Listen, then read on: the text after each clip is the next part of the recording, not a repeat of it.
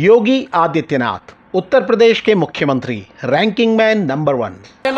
मैं समंदर हूं, लौटकर जरूर आऊंगा। देवेंद्र फडणवीस महाराष्ट्र के मुख्यमंत्री, रैंकिंग मैन नंबर 10। बड़ा दिलचस्प है ये मुकाबला। योगी आदित्यनाथ और देवेंद्र फडणवीस दोनों ही बीजेपी के नेता हैं, दोनों ही मुख्यमंत्री हैं। योगी आदित्यनाथ सबसे ज्यादा लोकसभा सीटों वाले प्रदेश के सीएम हैं, तो देवेंद्र फडणवीस उस राज्य की कमान संभाले हुए हैं जिसे देश में आर्थिक पैमाने पर सबसे अहम माना जाता है।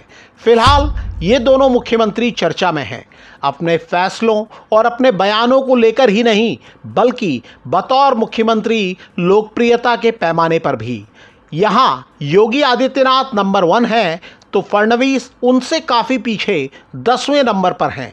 ये रैंकिंग हमारी दी हुई नहीं है, बल्कि उस सर्वे से तय हुई है जो इंडिया टुडे ने सी वोटर के साथ मिलकर कराया है। योगी आदित्यनाथ इस सर्वे में सिर्फ आगे नहीं है, बल्कि दूसरों से मीलों आगे हैं।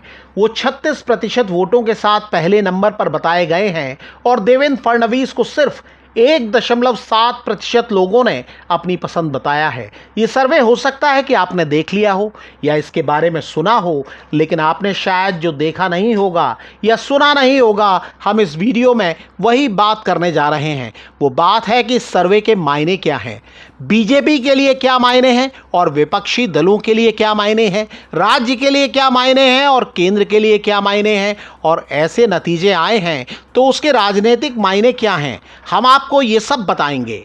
सबसे पहले आपको बता दें कि योगी आदित्यनाथ को भले ही मुख्यमंत्री के रूप में सर्वे ने देश की पहली पसंद बताया हो और देवेंद्र फडणवीस को 10वें नंबर पर रखा हो, लेकिन बीजेपी की आंतरिक राजनीति में देवेंद्र फडणवीस मौजूदा हाईकमान के ज़्यादा करीब माने जाते हैं। उन्हें टॉप लीडर्स की पहली पसंद बताया जाता है। 5 साल लगातार मुख्यमंत्री, 50 साल के बाद पहली बार देवेंद्र फडणवीस जी को सेवा करने का मौका मिला। फडणवीस योगी आदित्यनाथ से उम्र में 2 साल बड़े हैं और उनसे करीब 2 साल पहले मुख्यमंत्री बने। हालांकि बीच में कुछ समय के लिए वो उप मुख्यमंत्री भी रहे, लेकिन आज महाराष्ट्र की राजनीति में बीजेपी का जो दबदबा दिख रहा है, उसका श्रेय देवेंद्र फडणवीस को ही दिया जा रहा है। उनकी अगुवाई में बीजेपी ने पिछले साल हुए विधानसभा चुनाव में राज्य की 288 में से 132 सीटें जीती।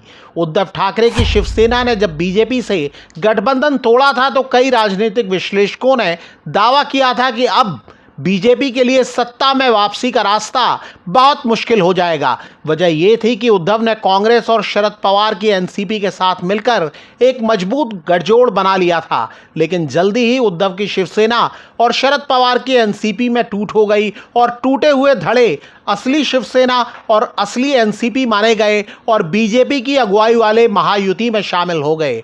कुछ दिन पहले उद्धव ठाकरे और राज ठाकरे साथ आए, तो भी तंज में ही सही देवेंद्र फडणवीस को श्रेय दिया गया। साथ आकर ये दोनों भाई बेस्ट इलेक्शन में बुरी तरह हारे, तो भी फडणवीस की रणनीति की चर्चा हुई। हाल में फडणवीस मराठा आरक्षण आंदोलनकारियों को मनाकर तारीफ हासिल कर रहे हैं।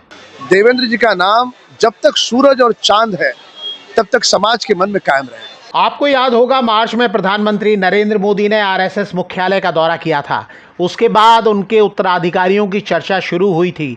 तब कई नेताओं ने और कई रिपोर्टों में प्रचलित नामों को दरकिनार करते हुए दावा किया गया था कि संघ की पसंद फडणवीस हैं। इसके बाद फडणवीस को कहना पड़ा था कि वो किसी रेस में नहीं है, लेकिन राष्ट्रीय स्तर पर खासकर हाल फिलहाल जितने भी सर्वे सामने आए हैं, उनमें अगले पीएम के तौर पर योगी आदित्यनाथ महाराष्ट्र के सीएम फडणवीस से मीलों आगे रहे हैं। नंबर 2 पर है। 26% लोग कहते हैं कि योगी आदित्यनाथ ये प्रधानमंत्री पद का चेहरा बन सकते हैं। लेकिन फडणवीस और योगी आदित्यनाथ के बीच एक उलट स्थिति दिखती है। कई लोग दावा करते रहे हैं कि बीजेपी का जो हाईकमान फडणवीस को बहुत पसंद करता है, उसे योगी आदित्यनाथ उतने रास नहीं आते।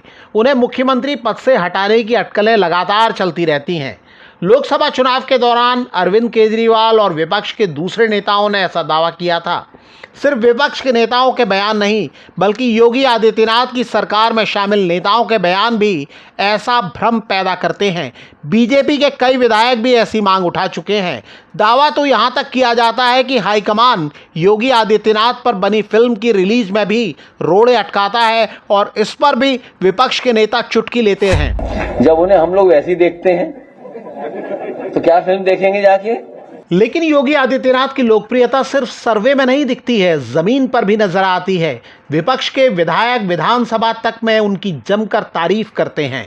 मैं धन्यवाद देना चाहती हूं माननीय मुख्यमंत्री जी को के अपराध और माफिया अतीक अहमद जैसे अपराधियों को मट्टी में मिलाने। और इसकी वजह है योगी आदित्यनाथ के प्रशासन का मॉडल। किसी वक्त नरेंद्र मोदी के मुख्यमंत्री रहते गुजरात मॉडल की बात होती थी, अब योगी आदित्यनाथ के यूपी मॉडल की चर्चा होती है। उत्तर प्रदेश को परमात्मा ने, प्रकृति ने बीमारू नहीं बनाया था, बेईमान राजनीतिक दलों ने उत्तर प्रदेश को बीमारू बनाया था।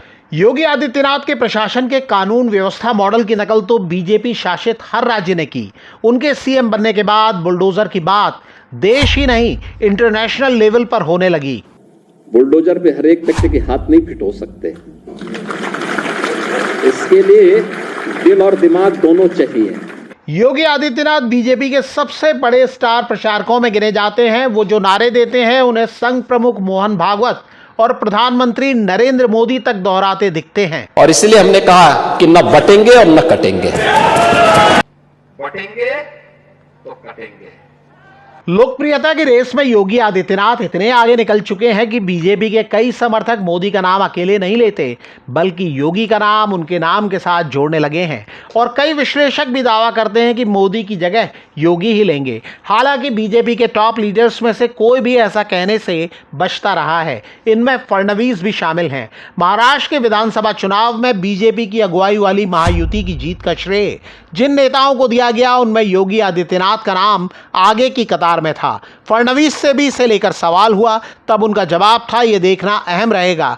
रिपोर्ट के मुताबिक देवेंद्र फडणवीस ने सीएम योगी को लेकर सीधे तौर पर कुछ नहीं कहा, लेकिन प्रधानमंत्री नरेंद्र मोदी को हिंदुत्व का सबसे बड़ा पुरोधा बताया और उनकी दिल खोलकर तारीफ की। उन्होंने कहा कि हिंदुत्व को पोस्टर बॉय की जरूरत नहीं, हिंदुत्व के सबसे बड़े पुरोधा जिन्होंने अपने काम से कि हिंदुत्व क्या है ये अगर किसी ने दिखाया है तो वो है प्रधानमंत्री नरेंद्र मोदी।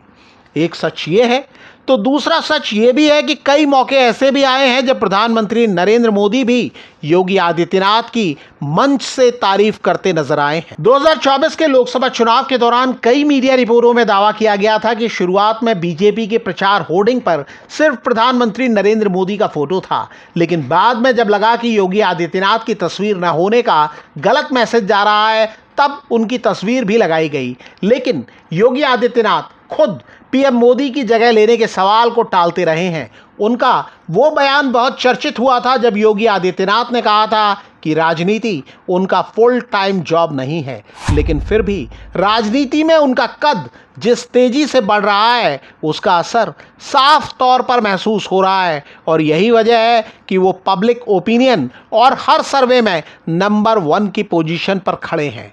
इसे लेकर आपको क्या लगता है, आप कमेंट करके हमें बता सकते हैं। मैं उत्तर प्रदेश का सांसद हूं, ये मेरे भी माननीय मुख्यमंत्री है। मैं गर्व अनुभव करता हूं कि मेरे पास ऐसे साथी हैं।